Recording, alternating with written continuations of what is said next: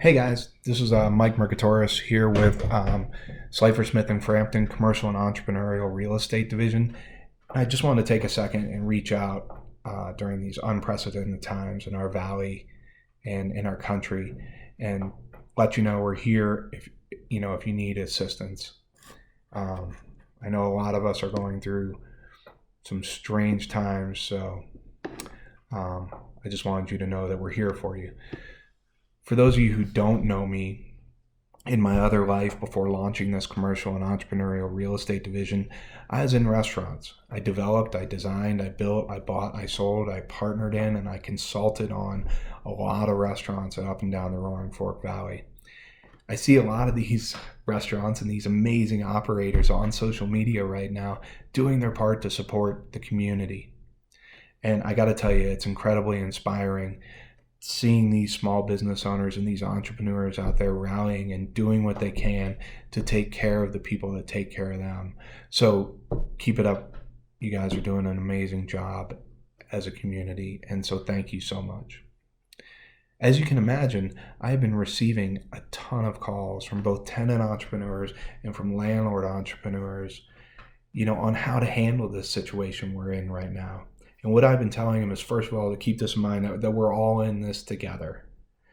Over my career in the Roaring Fork Valley, I've personally been responsible for many commercial leases, and I've had the privilege of working with many different business owners and many different landlords, ranging from the mom and pop who owned this one building and it was their nest egg, all the way to international developers that have properties all over the world. And I can tell you that every single one of these relationships is different, just as every single lease is different. I mean, literally, I have never seen two leases that are exactly the same. In general, leases, commercial leases, they have the same parts, but no two use the same language. Some of these are drawn up by very sophisticated lawyers on a case-by-case basis, dealing with what they have in front of them at the time. And some of these are as simple as a form printed up off the internet. And literally, no two of these are the same. I can tell you that as far as the tenant entrepreneur and the landlord entrepreneur relationship goes, keep this in mind. Just like each tenant situation is different, each landlord situation is different. And they can be affected by this as much as we can as tenants. A lot of them, especially the smaller ones, they rely on these rent payments to feed their families and make their mortgage payments.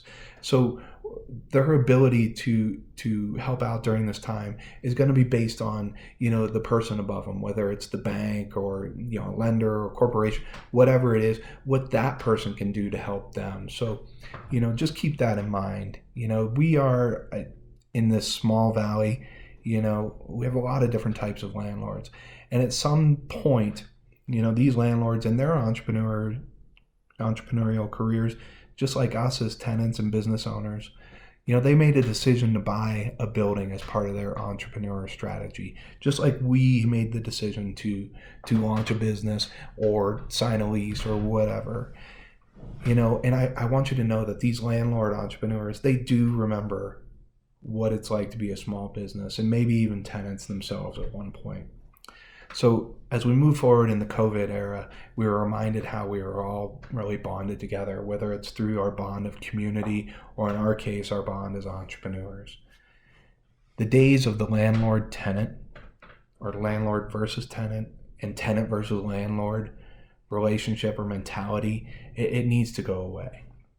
As you go into these discussions as a tenant entrepreneur or as a landlord entrepreneur, go in with the best intentions.